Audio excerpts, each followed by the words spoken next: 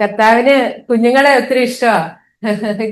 അതായത് കർത്താവിന് വലിയവരെ ഇഷ്ടമല്ലെന്നല്ല ഞാൻ പറയുന്നത്. എന്നാ കുഞ്ഞുങ്ങള് കർത്താവിന്റെ അടുത്തേക്ക് വരുമ്പം കർത്താവ് അവരെ മടിയിലെടുത്ത് വെച്ച് അവരോട് സ്നേഹത്തോടെ കാര്യങ്ങള് കൂടുതൽ വിശദമായി പറഞ്ഞു തരുന്നത് ബൈബിളിലെ പലയിടത്തും ഞാൻ കണ്ടിട്ടുണ്ട്. അതായത് ഡി എൽ മോഡി എന്ന് പറഞ്ഞ ഒരു ദൈവ മനുഷ്യൻ, അദ്ദേഹം ഒരു മീറ്റിങ്ങിന് പോയപ്പോ ആ മീറ്റിംഗിന് ശേഷം ഒരു പ്രത്യേക യോഗത്തിൽ 2.5 പേര് ക്രിസ്തുവിലേക്ക് പരിവർത്തനം ചെയ്യപ്പെട്ടു. 2 മുതിർന്നവരും ഒരു കുട്ടിയും എന്നാണ് അദ്ദേഹം ഉദ്ദേശിച്ചത് എന്ന് ഒരു സുഹൃത്ത് ചോദിച്ചു. അതായത് 2.5 പേര് കർത്താവിലേക്ക് വന്നു എന്നാ പുള്ളി പറഞ്ഞത്. അപ്പം വേറൊരാൾ ചോദിച്ച, 2 മുതിർന്നവരും ഒരു കുട്ടിയായിരിക്കും 2.5 എന്ന് ഉദ്ദേശിച്ചത്. അപ്പം അദ്ദേഹം പറഞ്ഞ അല്ല, ഒരു മുതിർന്ന ആളും ഒരു കുട്ടിയുമാണ് ക്രിസ്തുവിലേക്ക് വന്നത്. അതായത് ഒരു കുഞ്ഞ് കർത്താവിലേക്ക് വരുമ്പം ഒരു ജീവൻ അത് മുഴുവനായിട്ട് രക്ഷിക്കപ്പെടുന്നു. ഇന്ന് നമ്മൾ തുടക്കം മുതലേ അതാണല്ലോ കേട്ടത്. നമ്മള് യൗവനത്തിൽ തന്നെ കർത്താവിനെ അറിയുന്ന കാര്യം, എക്ലേസിയാസ്റ്റിസ് സഭാപ്രസംഗിയിലെ ആ വാക്യം ആദ്യം നമ്മൾ കേട്ടല്ലോ. അപ്പൊ നമ്മള് ആ ഒരു ചെറിയ പ്രായത്തിൽ തന്നെ കർത്താവിനെ അറിഞ്ഞാല് നമ്മൾ വയസ്സായി കണ്ണും കാണുന്നില്ല ചെവി കേൾക്കുന്നില്ല ആ ഒരു അവസ്ഥയിൽ എത്തിയിട്ട് കർത്താവിനെ അറിയുന്നതിനെക്കാട്ടിലും ഏറ്റവും കുഞ്ഞായിരിക്കുന്ന ഒരാള് കർത്താവിനെ അറിയുകയാണെങ്കിൽ കർത്താവിന്റെ ആ ജീവിതം മുഴുവനായിട്ടും കർത്താവിനായിട്ട് സമർപ്പിക്കാനായിട്ട് കഴിയും. കർത്താവിന് ആ ജീവിതം കൊണ്ടൊരു പ്രയോജനം ഉണ്ടാവും. ഇല്ലേ മക്കളെ? ഇവിടെ കുഞ്ഞുങ്ങളെ കേൾക്കുന്നുണ്ടോ? ആ അപ്പം എന്റെ ജീവിതത്തില് നിങ്ങൾ ഒത്തിരി ഭാഗ്യം ചെയ്തവരാ. നിങ്ങൾക്ക് ഇത്രയും ചെറിയ പ്രായത്തിൽ തന്നെ ഇതൊക്കെ കേൾക്കാനായിട്ട് കഴിയുന്നുണ്ട്. ഞാന് എന്റെ ഒരു സാക്ഷ്യം പറയുകയാണെന്നുണ്ടെങ്കിൽ 17 വയസ്സ് വരെ എനിക്ക് ബൈബിൾ ഒന്നും എന്റെ കയ്യിലില്ലായിരുന്നു. നിങ്ങൾക്കിപ്പം ഏറ്റവും കുഞ്ഞ് പിള്ളേരുടെ വീട്ടിലും ഒരു ബൈബിളൊക്കെ കാണും. അപ്പം അത് നിങ്ങൾക്ക് ഏറ്റവും ഭാഗ്യമുള്ള ഒരു കാര്യമാണ് നിങ്ങളുടെ ജീവിതത്തില്. എത്ര ഈ ലോകത്തിലെ ഏറ്റവും വലിയ പണക്കാരന്റെ വീട്ടിലുള്ള പണത്തെക്കാട്ടിലും ഏറ്റവും വലിയ സ്വത്താണ് നിങ്ങളുടെ വീട്ടിലെ നിങ്ങളുടെ ഒരു ബൈബിള് എന്ന് പറയുന്നത്. അപ്പം ആ സ്വത്ത് എന്തോ വേണം, അതെടുത്ത് നമ്മളത് വായിക്കണം. അത് വെച്ചാ പോരാ. ഒരിടത്ത് കേട്ടിട്ടുണ്ട്, വലിയൊരു കോടീശ്വരൻ ഉണ്ടായിരുന്നു. അദ്ദേഹം ബാങ്കിൽ ഒത്തിരി പൈസ ഇട്ടു. പുള്ളി വിൽപത്രത്തില് ഇത് എഴുതി അദ്ദേഹത്തിന്റെ മകന് വേണ്ടിയിട്ടാണ് ഈ സ്വത്തെല്ലാം എഴുതി വെച്ചിട്ട് അദ്ദേഹം പോയി. എന്നാ ആ മോന് അതെടുത്ത് എന്താ പറയുന്നത്, പുള്ളി അതെടുത്ത് വെച്ച് ബാങ്കിൽ പോയി അതെടുത്തില്ല. അപ്പൊ ആർക്കാ നഷ്ടം ഉണ്ടായത്? മോനാ നഷ്ടം ഉണ്ടായത്. അപ്പൊ ദൈവം നമുക്കായിട്ട് ഇത്രയും വലിയ കാര്യം ചെയ്തു. നമുക്ക് വേണ്ടിയിട്ട് സ്വന്തം പുത്രനെ തന്നെ തന്നു. സ്വർഗത്തിലെ സകല അനുഗ്രഹങ്ങളും നമുക്കുള്ളതാണ്, ദൈവമക്കൾക്കുള്ളതാണ്. അപ്പൊ ആ അനുഗ്രഹങ്ങള് നമ്മളത് ബൈബിളിലെ കർത്താവിന്റെ വാക്യങ്ങള് അത് വായിച്ചാലേ നമുക്ക് കിട്ടത്തുള്ളൂ. അല്ലാതെ നമ്മളത് വായിക്കാതെ. അപ്പം ആ ഒരു 17 വയസ്സ് വരെ എനിക്ക് ആ ഒരു അനുഗ്രഹത്തെ പറ്റിയൊന്നും എന്റെ അവർക്കത് അത് എന്തോ ഞാൻ ആക്ച്വലി നോർത്ത് ഇന്ത്യയില ജനിച്ചത്. എന്റെ പേരൻസ്, എന്റെ ഫാദർ വിലായ് സ്റ്റീൽ പ്ലാന്റിലും അമ്മ അവിടെ LKG UKG ഒക്കെ പഠിപ്പിക്കുന്ന ടീച്ചറായിരുന്നു. അപ്പം പപ്പ അവിടെ ജോലിക്കായിട്ട് സംബന്ധമായിട്ട് പോയതാ ഛത്തീസ്ഗഡ്, ആ സ്ഥലത്ത്. അങ്ങനെ എനിക്ക് 2 എൽഡർ ബ്രദേഴ്സ് ഉണ്ട്. അപ്പം അങ്ങനെ ഞങ്ങൾ അവിടെ ആയിരുന്നു എല്ലാം, പഠിത്തവും കാര്യങ്ങളും എല്ലാം. 12ാം ക്ലാസ് വരെ ഞാൻ അവിടെ പഠിച്ചത്. അപ്പം ഹിന്ദിയൊക്കെ നല്ലതായിട്ട് കൈകാര്യം ചെയ്യാറ്. ഏതായാലും ഒരു പാട്ട് പാടാം പറഞ്ഞ ഒരു ഹിന്ദി തന്നെ ഒരു പാട്ട് പാടാം ആദ്യം. यीशु मसीह तेरे जैसा है कोई नहीं, तेरे चरणों में झुके आसमां और महिमा गाए सभी, हम गाए हो सेना, तू राजाओं का है राजा, तेरी महिमा होवे सदा, तू है प्रभु हमारा खुदा. പാട്ടിന്റെ അർത്ഥം അറിയാലോ, യേശുവാണ് രാജാക്കന്മാരുടെ രാജാവ്. അപ്പൊ നിങ്ങള് സ്കൂളിലെ ഏറ്റവും വലിയ ആരായിരിക്കും? മോനെ ഇങ്ങോട്ട് നോക്കിക്കേ, ചിരിച്ചോണ്ടിരിക്കുന്നേ. പ്രിൻസിപ്പൾ ഉണ്ടെങ്കിൽ പ്രിൻസിപ്പളുടെ മേളിലും ആരായിരിക്കും? യേശു. രാജാവോക്കാ രാജ. അപ്പൊ ഈ ലോകത്തിലെ സകല രാജാക്കന്മാരെക്കാട്ടിലും ഏറ്റവും വലിയ വ്യക്തി ആരാണ്? യേശു ക്രിസ്തുവാണ് നമുക്ക്. അപ്പം പക്ഷേ എനിക്ക് ആ ഒരു വാക്യങ്ങള് ഞങ്ങളുടെ വീട്ടില് പലരും ഇങ്ങനെ ട്രാക്റ്റും കാര്യങ്ങളും ഒക്കെ കൊണ്ട് തന്നാലും എന്റെ പേരൻസ് എന്ത് ചെയ്യും? അത് കേൾക്കുന്നുണ്ടോ? എന്താ ചെയ്യും? അത് ഒളിപ്പിച്ചു വെക്കും. പറയും, അയ്യോ ഇതെങ്ങാനും കുഞ്ഞ് ഇത് കണ്ട് അവര് കർത്താവിനെ അറിഞ്ഞു പോയാലോ എന്ന് വിചാരിച്ച് അവരിത് മാറ്റി വെക്കും. അപ്പൊ അതുകൊണ്ട് നമുക്ക് കർത്താവിന്റെ കാര്യങ്ങളൊന്നും അറിയത്തില്ല. അതുപോലെ ബൈബിള് എന്താ എന്റെ ഏറ്റവും മൂത്ത ബ്രദറ് എന്നെക്കാട്ടി 12 വയസ്സ് മൂത്ത. അപ്പൊ അദ്ദേഹം ഒരു ക്രിസ്ത്യൻ സ്കൂളിലാണ് പഠിച്ചത്. അവിടുന്ന് ഒരു ബൈബിളൊക്കെ ഉണ്ടായിരുന്നു. പക്ഷെ അതൊക്കെ അവർ വീട്ടിലെവിടെയോ ഒളിപ്പിച്ചു വെച്ചേക്കും. അതൊന്നും ഞാൻ കണ്ടിട്ടില്ല. പിന്നീട് കുറെ വർഷങ്ങൾക്ക് ശേഷം അങ്ങനെ ഒരു കുഞ്ഞു ബൈബിള് പുള്ളിയുടെ പഴയ ഒരു ബാഗിൽ നിന്ന് ഞാൻ കണ്ടത്. അപ്പം അങ്ങനെ ഒരു വീട്ടിലായിരുന്നു ഞാൻ ജനിച്ചത്. അപ്പം എന്തായാലും ആ ഒരു ഞാൻ അവിടെ എനിക്ക് കൊച്ചുനാൾ മുതലേ പഠിക്കാനും ഭയങ്കര ആഗ്രഹമൊക്കെ ആയിരുന്നു. അങ്ങനെ പഠിച്ച് പേരൻസിനെ അനുസരിക്കണം, പഠിക്കണം. അതുപോലെ അവര് എപ്പോഴും പറയും ദൈവത്തെ പ്രാർത്ഥിക്കണം. എപ്പോഴും ഇന്ന് കേട്ടതുപോലെ ഏതൊരു കാട്ടിൽ ചെന്നാലും മനുഷ്യർക്ക് എന്തോ വേണം? ദൈവം ഉണ്ടെന്നുള്ള ഏതോ ഒരു ദൈവം ഉണ്ട്, അങ്ങനത്തെ അങ്ങനെ എന്റെ പേരൻസിനും അവര് എസ്പെഷ്യലി നമ്മള് ഈ ഹിന്ദു ബാക്ക്ഗ്രൗണ്ടിൽ നിന്നൊക്കെ വരുമ്പം ദൈവത്തോട് പ്രാർത്ഥിക്കാൻ പറയും. ഇപ്പം അവരിങ്ങനെ പ്രാർത്ഥിക്കാൻ പറയുമ്പോഴും ഞാൻ അവരുടേതായിട്ടുള്ള പ്രാർത്ഥനകളിലും ഒക്കെ ഞാൻ ചെയ്യും. ആക്ച്വലി എന്റെ ബ്രദേഴ്സിനെക്കാട്ടിലും കൂടുതൽ ഞാനായിരിക്കും എന്റെ ഫാദറിന്റെ കൂടെ ഇരുന്ന് ഞങ്ങക്ക് വൈകുന്നേരങ്ങളിലെ അരമണിക്കൂറോളം ഇങ്ങനെ കുറെ ദൈവങ്ങളുടെ പേര് പുറത്തേക്ക് ഇങ്ങനെ പ്രാർത്ഥിക്കണം. അപ്പം അവരെക്കാട്ടി കൂടുതൽ ഭക്തി എനിക്കായിരുന്നു. ഇപ്പൊ സന്ദീപേട്ടന്റെ കാര്യം പറഞ്ഞത് ഒരു ഭക്തി ഏറ്റവും കൂടുതലുള്ള ആളായിരുന്നു ഞാൻ. അപ്പൊ ഞാൻ അങ്ങനെ പപ്പയുടെ കൂടെ ഇരുന്ന് പ്രാർത്ഥിക്കുകയും കാര്യങ്ങളൊക്കെ, ചേട്ടന്മാരിങ്ങനെ അവര് പ്രാർത്ഥിക്കുക, അവരങ്ങ് പോകും, അങ്ങനെയൊക്കെ ആയിരുന്നു. അപ്പം എന്തായാലും ആ സമയത്ത് ഇങ്ങനെ ഞാൻ പ്രാർത്ഥിക്കുമ്പോഴും എന്റെ ഹൃദയത്തിൽ ഒരു ശൂന്യത ഉണ്ടായിരുന്നു. അപ്പൊ ഞാനിങ്ങനെ വിചാരിക്കുന്നു, ദൈവമേ എനിക്ക് ഞാൻ ഈ പ്രാർത്ഥിക്കുന്നുണ്ട്, പക്ഷെ തിരിച്ചൊന്നും ഇങ്ങോട്ട് പറയുന്നില്ലല്ലോ ദൈവം. നമ്മളൊരു നമ്മൾ ആരോടെങ്കിലും ഇപ്പൊ ഒരു മനുഷ്യരോടായാലും നമ്മൾ അങ്ങോട്ട് പല കാര്യങ്ങൾ പറയുമ്പോൾ അദ്ദേഹം ഇങ്ങോട്ട് എന്തെങ്കിലും സംസാരിക്കണമെന്ന് നമുക്കൊരു താല്പര്യം കാണത്തില്ല. പക്ഷെ നമുക്ക് എന്താണ് വേറെ ഒരു ഇതിലും കർത്താവ് മാത്രം നമ്മളോട് ഇങ്ങോട്ട് സംസാരിക്കുന്നുണ്ട്. എങ്ങനെ കർത്താവ് സംസാരിക്കുന്ന പോലെ ഇങ്ങോട്ട് നോക്കിയേ, എങ്ങനെ കർത്താവ് സംസാരിക്കുന്നേ? ബൈബിളിലൂടെയാ കർത്താവ് സംസാരിക്കുന്നത്, അല്ലേ? അല്ലാതെ കർത്താവ് പിന്നെ കുറെ കഴിയുമ്പോൾ നമ്മൾ വാക്യങ്ങളൊക്കെ ദൈവം തന്നെ നമ്മുടെ ഹൃദയത്തിലും ഒക്കെ തരും വാക്യം. നമ്മൾ കൂടുതൽ എങ്ങനെയാ അമ്മയുടെ സൗണ്ട് ആണെന്ന് നമ്മൾ എങ്ങനെ അറിയുന്നേ? നമ്മുടെ അമ്മയുടെ സൗണ്ട് എങ്ങനെയാന്ന് അറിയുന്നത്? നമ്മള് കുറെ കേട്ട് കേട്ട് കേട്ട് കഴിയുമ്പം ദൂരെ നിന്ന് എവിടുന്നേലും പല സ്ത്രീകളുടെ ഇടയില് നിങ്ങളുടെ പേര് വിളിക്കുമ്പോ അമ്മയുടെ സൗണ്ട് കേൾക്കാൻ പറ്റും. അതുപോലെ ദൈവത്തിന്റെ അത് കേൾക്കണമെങ്കിൽ നമ്മൾ അതുപോലെ വചനങ്ങളൊക്കെ നമ്മൾ അറിയണം. അങ്ങനെയാണ് നമ്മള് കർത്താവിനെ അറിയുന്നത്. അപ്പൊ എനിക്ക് ദൈവവചനങ്ങളൊന്നും അറിയത്തില്ല. അപ്പൊ അതുകൊണ്ട് എനിക്ക് ദൈവത്തെ ഇങ്ങനെ പ്രാർത്ഥിക്കുന്നുണ്ട്. പക്ഷെ എന്താ പറയുന്നേ, ഹൃദയത്തിൽ ഒരു ശൂന്യത, ഒരു സന്തോഷമില്ല. ദൈവം മനുഷ്യനെ എന്തിനാ സൃഷ്ടിച്ചത്? സന്തോഷത്തോടെ ഇരിക്കാറ്. ഞാൻ പറയുന്നതല്ല. ജെനസിസ്, അതായത് ജെനസിസ് ഉൽപ്പത്തി പുസ്തകം, ബൈബിള് ഉൽപ്പത്തി പുസ്തകത്തിലെ ഒന്നിന്റെ 26-ാമത്തെ വാക്യത്തിൽ പറയുന്ന ദൈവത്തിന്റെ സ്വരൂപത്തിലും സാദൃശ്യത്തിലും മനുഷ്യനെ സൃഷ്ടിച്ചിട്ട് എന്തോ പറഞ്ഞത്? എല്ലാത്തിന്മേലും വാഴാനായിട്ടാ പറഞ്ഞേക്കുന്നത്. നിങ്ങൾ ആ ബൈബിൾ വാക്യം എടുത്ത് നോക്കണം കേട്ടോ, വീട്ടിൽ പോയി നോക്കണേ. ഉൽപ്പത്തി പുസ്തകം 1:26. അപ്പൊ അതിനകത്ത് മനുഷ്യന് എല്ലാത്തിന്മേലും, പക്ഷെ ഇന്നെന്തോ നമ്മൾ ചുറ്റും കാണുന്നത്? മനുഷ്യന്റെ മേളില് ആരാ വാഴുന്നത്?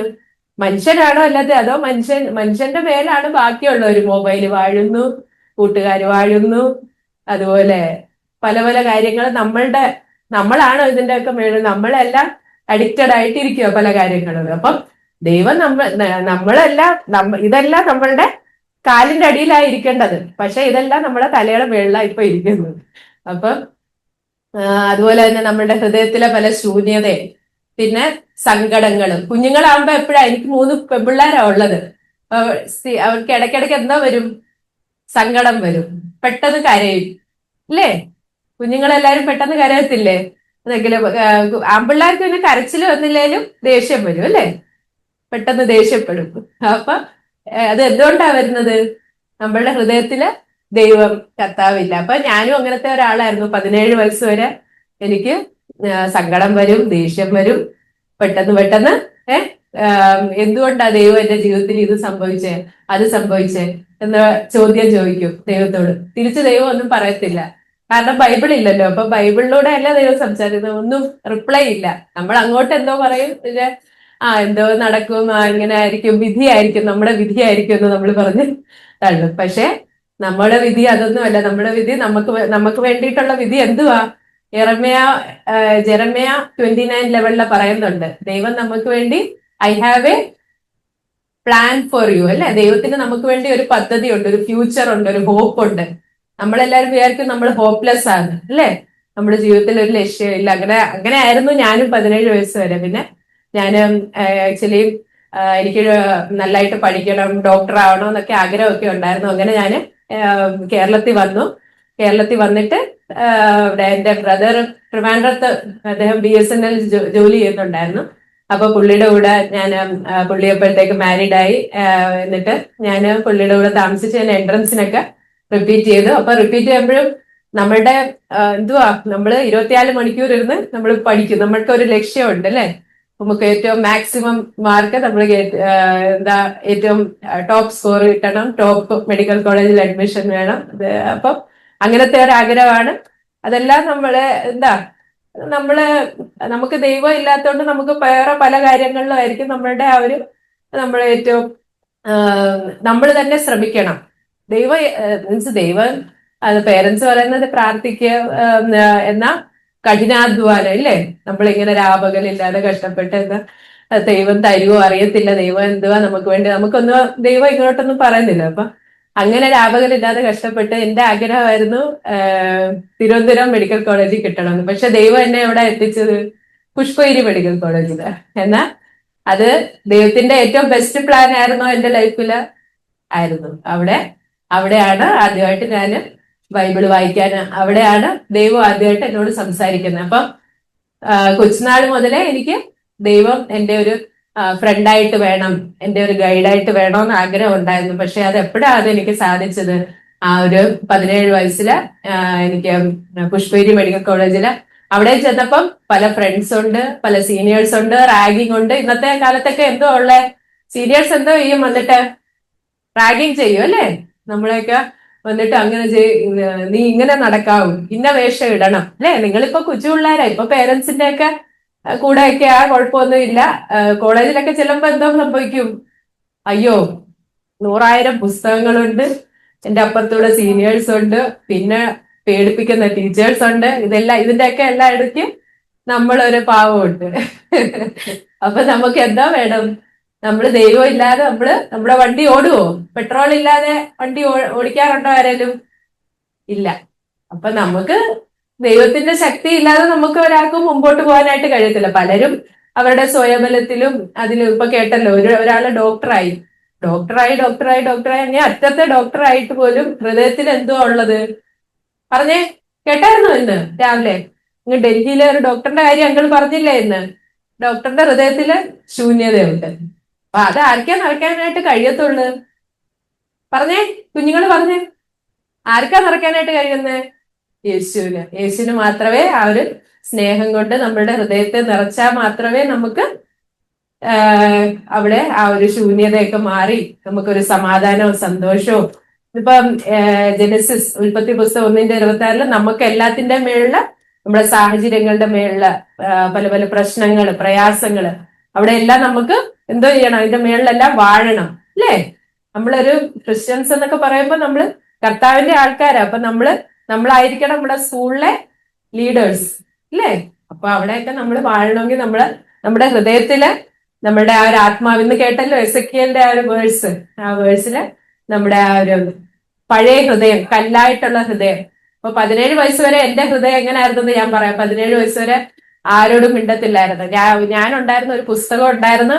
ആ പുസ്തകം ഇങ്ങനെ വെച്ച് ഇങ്ങനെ ഇരിക്കും. രണ്ടുപേരുടെ മുമ്പിൽ നിന്ന് പറയണമെന്ന് പ്രസംഗിക്കണമെന്നൊക്കെ ആഗ്രഹമുണ്ട്. പക്ഷെ അവിടെ ചെന്ന് നിൽക്കുമ്പോ കൈയൊക്കെ ഇങ്ങനെ വിറയ്ക്കും. അപ്പൊ ഇങ്ങനെ വളരെ കോൺഫിഡന്റ് ആയിട്ടുള്ള, നിങ്ങളിപ്പോ നോക്കുമ്പോ ഈ ചേച്ചിക്ക് എന്തോ നല്ല ഹസ്ബൻഡ് ഉണ്ട്, 3 പിള്ളേര്, നല്ല സെറ്റിൽഡ് ആണ്, അതുകൊണ്ട് ആ ചേച്ചി ഇങ്ങനെയൊക്കെ. പക്ഷെ അങ്ങനല്ല. എന്റെ ഹൃദയത്തില് കർത്താവ് വന്ന് ആ ഒരു കല്ലായിട്ടുള്ള ഹൃദയമൊക്കെ മാറ്റി കർത്താവിന്റെ എന്തോ തരുമെന്നാ പറഞ്ഞേ? പുതിയ ഹൃദയം അല്ലേ? പുതിയ ഹൃദയം വേണോ എല്ലാവർക്കും? പുതിയ ഹൃദയം, പുതിയ ആത്മാവ് ഒക്കെ തരും നമുക്ക്. അപ്പം അവിടെ എന്റെ ലൈഫിൽ അങ്ങനെ ഒരു ഇത് വന്നു. 17 വയസ്സില് ഒരു പുതിയ ഹൃദയം. ഒരു പാട്ടുണ്ടല്ലോ, എൻ സങ്കടങ്ങൾ സകലവും തീർന്നു പോയി, സംഹാരദൂതൻ എന്നെ കടന്നു പോയി. എൻ സങ്കടങ്ങൾ സകലവും തീർന്നു പോയി, സംഹാരദൂതൻ എന്നെ കടന്നു പോയി. കുഞ്ഞാടിന്റെ വിലയേറിയ നീളത്തിൽ, കുഞ്ഞാടിന്റെ വിലയേറിയ നീളത്തിൽ മറഞ്ഞു ഞാൻ രക്ഷിക്കപ്പെട്ട ക്ഷണത്തിൽ, മറഞ്ഞു ഞാൻ രക്ഷിക്കപ്പെട്ട ക്ഷണത്തിൽ. അപ്പം ഒരു പാട്ടുകളൊക്കെ പാടാൻ കൊച്ചുനാളിലെ ഇഷ്ടമാ. എന്നാലും ഞാന് പുഷ്പഗിരി മെഡിക്കൽ കോളേജിൽ വന്ന് പഠിച്ചപ്പോ അവിടെ വൈകിട്ട് ഈ നൺ സിസ്റ്റേഴ്സ് ഒക്കെ എന്താ പറയുക, എല്ലാവരും ബെല്ലടിക്കുമ്പോ എല്ലാവരും കൂടെ വന്ന് പ്രാർത്ഥനയുണ്ട്, പ്രാർത്ഥിച്ചിട്ട് എല്ലാവരും പോകാന്ന് പറയും. അപ്പൊ അവിടെ ഇതുപോലത്തെ പാട്ടുകളൊക്കെ കുറെ കേൾക്കും. അപ്പം അതൊക്കെ എന്റെ ഹൃദയത്തിലെ എനിക്ക് കർത്താവുണ്ട്, കർത്താവിൽ സന്തോഷം, അവനിൽ ബലം, ആ ഒരു പാട്ടുകൾ, അതൊക്കെ എന്നെ ആ ഒരു സമയത്ത് ഒത്തിരി പ്രയാസത്തിന്റെ സമയത്ത്, ഫസ്റ്റ് ഇയറിലൊക്കെ നമ്മൾ പഠിക്കുമ്പോ എന്തെല്ലാം നമ്മളിപ്പോ തന്നെ പത്രത്തിലൊക്കെ വായിക്കുന്നുണ്ട്, എന്തെല്ലാം പ്രയാസത്തിൽ കൂടെ ഓരോ കുഞ്ഞുങ്ങൾ പോകുന്നത്. അപ്പൊ ആ സമയത്തൊക്കെ ആരാ എന്നെ നിലനിർത്തിയത്? എന്റെ പേരൻസ് ഉണ്ടായിരുന്നു അവിടെ? ഇല്ല അല്ലെ, ആരും ഇല്ലായിരുന്നു. ഇപ്പം മാരീഡ് അല്ലായിരുന്നു. ഇപ്പം ഹസ്ബൻഡ് കഴിയാനായിട്ടുണ്ട്, അന്നാരും ഇല്ല. പക്ഷെ സീനിയേഴ്സിന്റെ അടുത്ത് എനിക്ക് പോകാനായിട്ട് പേടിയാ. ഞാൻ അവരുടെ അടുത്ത് അതും പോകത്തില്ല. ഞാൻ എങ്ങനെയാ ഇത് സംഭവിച്ചത്? എന്റെ റൂംമേറ്റ് ഒരു ക്രിസ്ത്യൻ ആയിരുന്നു. അപ്പൊ പുള്ളിക്കാരി റൂമിന്റെ പുറത്ത് പോകുമ്പോ ഞാൻ പുള്ളിക്കാരിയുടെ ബൈബിൾ എടുത്ത് വെച്ച് വായിച്ചു. അത്രേ ഞാൻ ചെയ്തുള്ളൂ. അപ്പൊ ദൈവത്തിന്റെ ആ ഒരു കർത്താവിന്റെ വാക്കുകള്, അതായത് നീ ഒന്നിനെ കുറിച്ചും ഭയപ്പെടേണ്ട, ഞാൻ നിന്നോട് കൂടെ ഉണ്ട്. പുതിയ നിയമത്തിലെ ആ ഒരു വാക്യങ്ങളൊക്കെയാണ് ഞാൻ കൂടുതലും.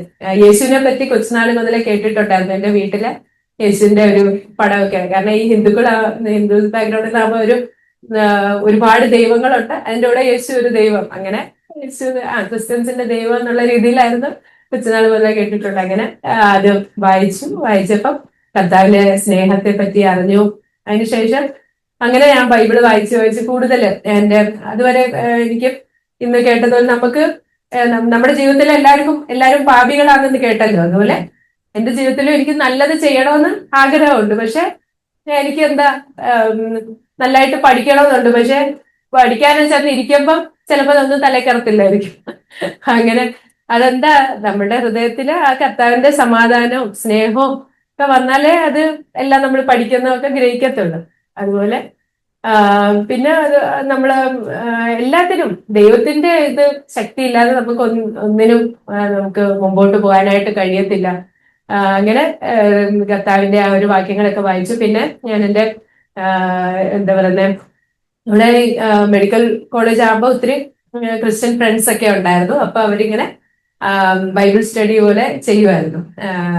അന്ന് ആ സമയത്തൊക്കെ അതായത് കുറച്ചു പേര് ദൈവത്തെ സ്നേഹിക്കുന്ന കുറച്ചു പേരുണ്ടായിരുന്നു എന്ന് പറയാം. നമ്മൾ കൂടുതൽ ക്യാമ്പസിലും കാണുമ്പോൾ അവര് എന്താ പറയുക, സിനിമ കാണും, ഫ്രണ്ട്സ് അങ്ങനെയൊക്കെ നടക്കുന്ന. എന്നാൽ 2-3 പേര് ബൈബിൾ വായിക്കണമെന്ന് താല്പര്യമുള്ള കൂട്ടുകാരികളുണ്ടായിരുന്നു.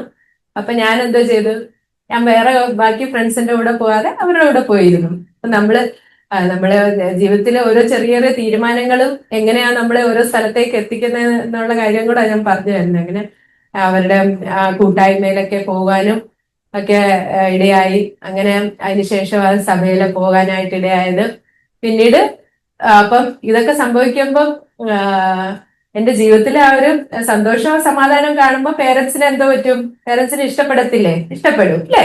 എന്നാ എന്താ പറയുന്നത്, കർത്താവിനെ കൂടുതൽ അറിയുന്നത് ആർക്കെങ്കിലും ഇഷ്ടമാണോ? ഇതുപോലെ അതായത് അവര് ഒരുപാട് ദൈവത്തെ ആരാധിക്കുന്നു. എന്ന കർത്താവിനെ നമ്മള് കർത്താവ് മാത്രമാണ് ദൈവം എന്ന് പറയുമ്പോൾ ഇന്ന് കേട്ടല്ലോ, യേശു ആണ് ദൈവം, യേശുവിലൂടെ മാത്രമേ നമുക്ക് ദൈവത്തിന്റെ അടുത്ത് എത്താനായിട്ട് കഴിയത്തുള്ളൂ, യേശു ആണ് വഴി. അത് കേൾക്കുമ്പോൾ എല്ലാവർക്കും ഇഷ്ടപ്പെടുവോ? ഇല്ല. അങ്ങനെ എന്റെ വീട്ടിൽ ഒരുപാട് പ്രയാസങ്ങൾ ഉണ്ടായിരുന്നു എന്ന് പറഞ്ഞ് ഞാൻ കർത്താവിനെ വിട്ടിട്ട് പോയോ? ഇല്ല. അവിടെ ഒരുപാട് പ്രയാസങ്ങളും പ്രതികൂലങ്ങളും അടിയിടിയൊക്കെ കിട്ടിയെങ്കിലും ആരുണ്ടായിരുന്നു എന്റെ കൂടെ?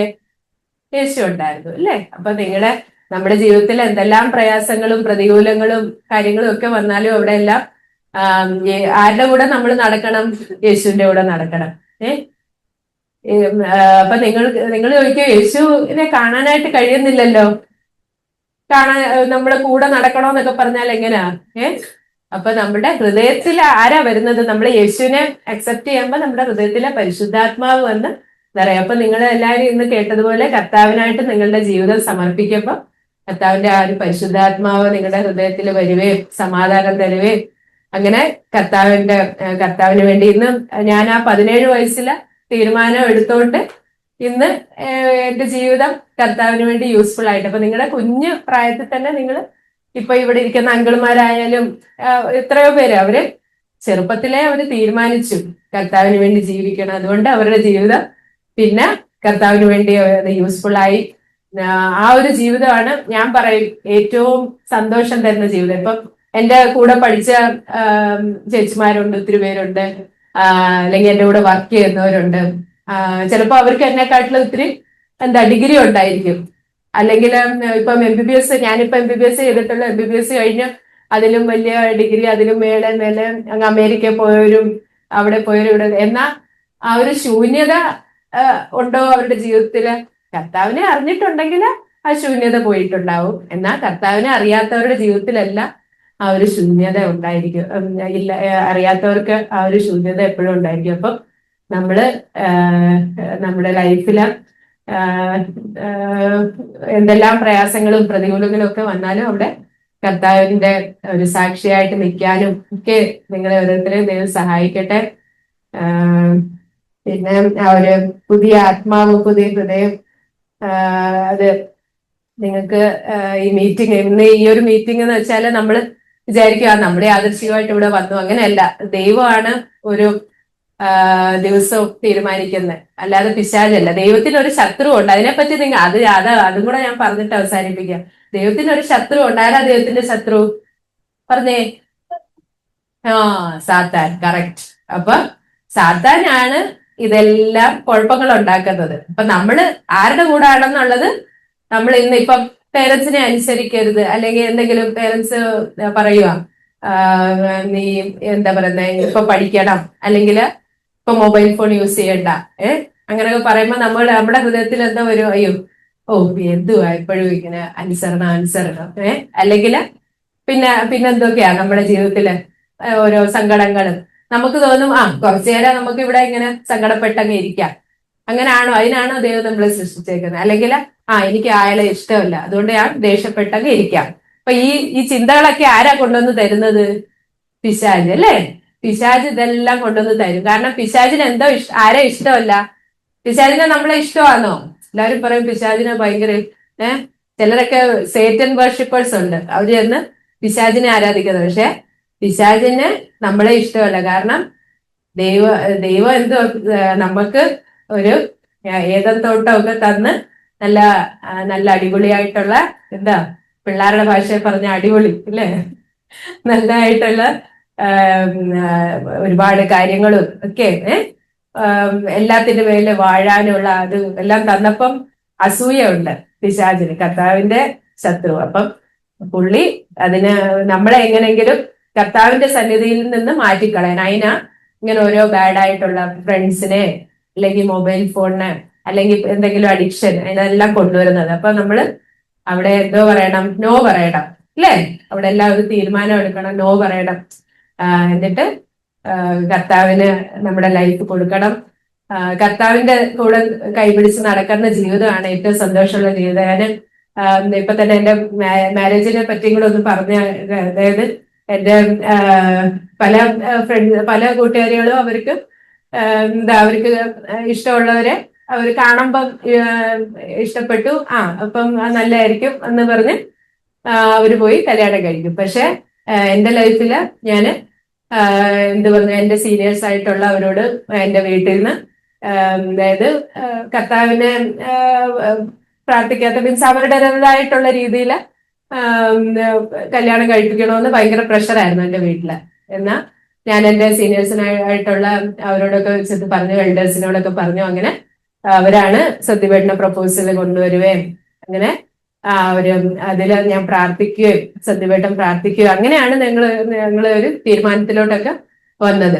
അത് വീട്ടിൽ പറഞ്ഞപ്പം അവര് എതിർപ്പായിരുന്നു. എന്തുകൊണ്ടാ അവര് ഇപ്പം മീൻസ് ഞാൻ ഈ കല്യാണം കഴിച്ചു പോയാൽ ഈ ഒരു കർത്താവിന്റെ വിശ്വാസത്തിൽ പോകും, അപ്പം അവിടെ അവർക്ക് ഇഷ്ടമല്ല. അങ്ങനെ ഏകദേശം ഒരു 1.5 വർഷത്തോളം എന്നെ അവര് സത്യം പറഞ്ഞാൽ PG പോലും ചെയ്യാൻ പറ്റാതെ പോയത് അതുകൊണ്ടാണ്. ഒരു 1.5 വർഷത്തോളം ഒരു വീട്ടിൽ എന്റെ ഫ്രണ്ട്സ് എല്ലാം എൻട്രൻസ് എഴുതി PGക്കും എല്ലാം പോയപ്പോൾ സത്യം പറഞ്ഞാൽ അവിടെ എനിക്ക് ലോകപരമായി നോക്കിയാൽ എനിക്ക് നഷ്ടമുണ്ടായി. PG എനിക്ക് ചെയ്യാനായിട്ട് കഴിഞ്ഞില്ല. പിന്നീട് കല്യാണം കഴിഞ്ഞ് കുഞ്ഞുങ്ങളായി എനിക്ക് കൂടുതൽ ഇമ്പോർട്ടൻറ്റ്. അതിനുശേഷമുള്ളത് എനിക്കിപ്പം ഇപ്പം എന്നാ എനിക്കതുകൊണ്ട് ലോകപരമായ നഷ്ടം ഉണ്ടായാലും എനിക്കറിയാം സ്പിരിച്വലി എനിക്ക് ഏറ്റവും ബെസ്റ്റ് ആയിട്ടുള്ള ഹസ്ബൻഡിനെ, ബെസ്റ്റ് ആയിട്ടുള്ള കുഞ്ഞുങ്ങളെ എല്ലാം. അപ്പൊ ദൈവം ഇത് പിശാച് പല കാര്യങ്ങളും, ഞാൻ പറഞ്ഞല്ലോ, പിശാച് പല കാര്യങ്ങളും നമ്മുടെ ജീവിതത്തില് പ്രയാസങ്ങളും പ്രതികൂലങ്ങളും ഒക്കെ കൊണ്ടുവരും. പക്ഷെ നമ്മൾ അവിടെ ഒന്നും തളർന്നു പോകേണ്ട കാര്യമില്ല. ആ ഒരു എന്തെല്ലാം പ്രയാസങ്ങൾ ഉണ്ടായാലും അവിടെ എല്ലാം കർത്താവ് അതിനെല്ലാം നമ്മുടെ കൂടെ നിൽക്കും. കർത്താവ് എല്ലാത്തിനും ഒരു നല്ല അവസാനം കൊണ്ടുവരും. ഇപ്പം ജോണി എറിക്സൺ ടഡ എന്ന് പറഞ്ഞ ഒരു നിങ്ങള് ഗൂഗിളിൽ സെർച്ച് ചെയ്ത് നോക്കിയാൽ മതി. ആ മോള് 17 വയസ്സില് ഇവിടെ കഴുത്തിന്റെ മോളെന്ന് പറയാൻ പറ്റത്തില്ല, ഇപ്പം അദ്ദേഹത്തിന് പുള്ളിക്കാരിക്ക് ഒരു 76 വയസ്സൊക്കെ ഉണ്ട്. 17 വയസ്സില് പെട്ടെന്ന് ഇങ്ങനെ വെള്ളത്തിന്റെ ഡൈവ് ചെയ്ത്, പുള്ളിക്കാരിക്ക് നീന്താൻ ഭയങ്കര ഇഷ്ടമാണ്. അപ്പൊ മേളിൽ നിന്ന് ഇങ്ങനെ താഴോട്ട് ഇങ്ങനെ കുതിച്ചപ്പോഴത്തേക്ക് ഇവിടെ ഒരു കല്ലിന്റെ മേളിൽ ചെന്ന് തട്ടി. ഇവിടുന്ന് താഴോട്ട് പിന്നെ ചലനശേഷിയില്ല. എന്നാ എന്താ ഏറ്റവും സന്തോഷമായിട്ട് കർത്താവിനെ സ്തുതിച്ചുകൊണ്ട് ഓരോ ദിവസവും കർത്താവിന്റെ കൈ പിടിച്ച് നടക്കുന്ന ഒരു ജീവിതം. കാരണം അവര് ഇങ്ങനെ നമ്മൾ വിചാരിക്കും അയ്യോ കഴുത്തിന്റെ താഴെ തളർന്നു പോയാൽ പിന്നെ എന്തുവാ ജീവിതം. എന്നാ അവിടെ ആരുണ്ട്? നമ്മളിപ്പോ ഏത് കൂരുകളുടെ താഴ്വരയിലും കർത്താവുണ്ട്. കർത്താവിന്റെ കൈ പിടിച്ച് നടക്കുന്ന ജീവിതം ഏറ്റവും ബെസ്റ്റ് ആയിട്ടുള്ള ജീവിതം. അപ്പം നമ്മൾ ആ ഒരു ചെറിയ പ്രായത്തിൽ തന്നെ ആ ഒരു പ്രയാസത്തിന്റെ ശേഷം പുള്ളിക്കാരി കർത്താവിന്റെ സ്നേഹം അറിയുകയും, അപ്പം പുള്ളിക്കാരിക്ക് അറിയാം ഇനിയിപ്പോ ഈ ലോകത്തിലെ ജീവിതം എന്ന് പറയുന്നത് 70 അങ്ങനെ ഉണ്ടല്ലോ ബൈബിളിലെ, 70 ഏറിയ 50. അതിനുശേഷം നമുക്ക് എന്തോ ഉണ്ട്, ഒരു നിത്യതയുണ്ട്. അപ്പം അവിടേക്ക് എത്താനായിട്ടെല്ലാം ഇന്ന് തന്നെ നമ്മൾ എന്തോ വേണം, കുഞ്ഞുങ്ങളെല്ലാം ഒരു തീരുമാനത്തിലേക്ക് എത്തണം ഇന്ന്, അല്ലേ? ഇന്നത്തെ ഈ ഒരു മീറ്റിംഗിന് ശേഷം നിങ്ങൾ യേശുവിന്റെ കൂടെ ആണോ അതോ സേറ്റന്റെ കൂടെ ആണോ, ആരുടെ കൂടെ ആണെന്ന് പോകുന്നതെന്നുള്ള തീരുമാനത്തിൽ എത്തിയാല് നിങ്ങൾക്ക് അങ്കിളിന്റെ ആന്റിയുടെ ലൈഫ് ജീവിതം പോലെ നല്ലൊരു എല്ലാത്തിന്റെ മേല് വാഴുന്ന ഒരു ജീവിതം നിങ്ങൾക്ക് എല്ലാവർക്കും കിട്ടാനായിട്ട് ഞാനും പ്രാർത്ഥിക്കാം. ദൈവം നിങ്ങളെ അനുഗ്രഹിക്കട്ടെ. ആമേൻ.